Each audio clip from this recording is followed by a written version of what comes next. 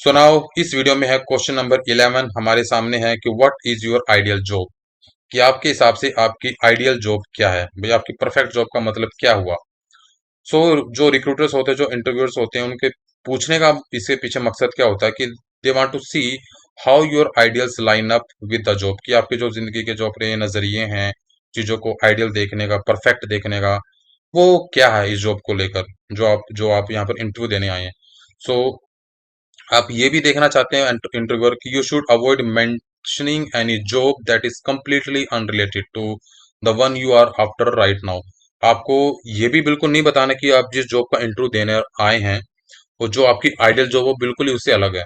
तो इसका मतलब फिर ये जॉब में आप आए क्यों हो भाई। अगर आप ये बताओगे कि मेरी आइडियल जॉब का मतलब है कि मुझे इतनी सैलरी मिले, मेरा ऑफिस ऐसा हो, मेरा डेस्क ऐसा हो, कंपनी का इन्वायरमेंट ऐसा हो, कंपनी का इंफ्रास्ट्रक्चर ऐसा हो, वहां पर एसी मेरे ऊपर लगा हो, मेरी पर्सनल टेबल हो, पर्सनल असिस्टेंट हो, सुबह शाम दोपहर को चाय मिलती है, पकौड़े मिलते हो, समोसे मिलते हो। ये अगर आप इस तरह से कुछ आइडियल जॉब को सोच कर बैठे हुए हैं और आपने इस तरह का आंसर दिया, तो आपका पत्ता कट, जॉब तो गई हाथ से। तो आपको ये ध्यान रखना है कि आपको जो भी आंसर देना है, इस तरह से कोई हवाबाजी वाली कहानी नहीं बतानी।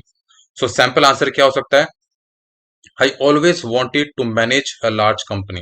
मैं हमेशा चाहता था कि एक अच्छी कंपनी को मैनेज करूं, या उसके किसी डिपार्टमेंट को मैनेज करूं, and make tough decision on a daily basis, और मैं कुछ टफ डिसीजन ले पाऊं डेली बेसिस पर।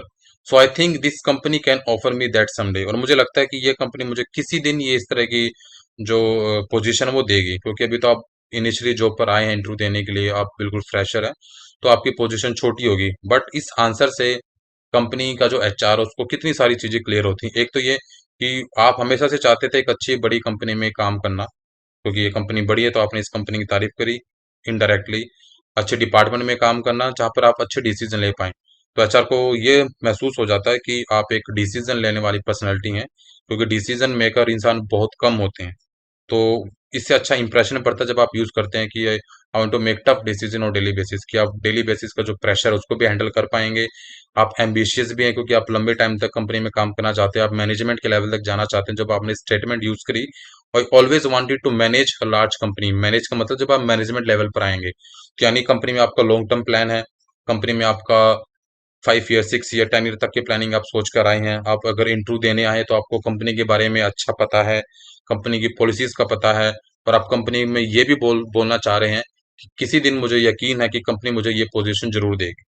सो आप कंपनी में इतनी दूरी तक सोच कर आए हैं, तो ये सारी बातें एचआर को बाकी कैंडिडेट से आपको अलग करती हैं, और डेफिनेटली जो आपकी जॉब है वो आपके हाथ में आने वाली है। सो इस आंसर को आपको प्रिपेयर करना है, अपने अकॉर्डिंग कस्टमाइज करना है, और बिल्कुल ध्यान से इसकी प्रैक्टिस करनी है। और अगर क्वेश्चन आया तो फटाक से अच्छा सा आंसर देना है, नेचुरली, बिल्कुल रटा हुआ नहीं होना चाहिए, नेचुरली आंसर होना चाहिए, और आपकी जॉब पक्की। So thank you so much. मिलते हैं अगली वीडियो में।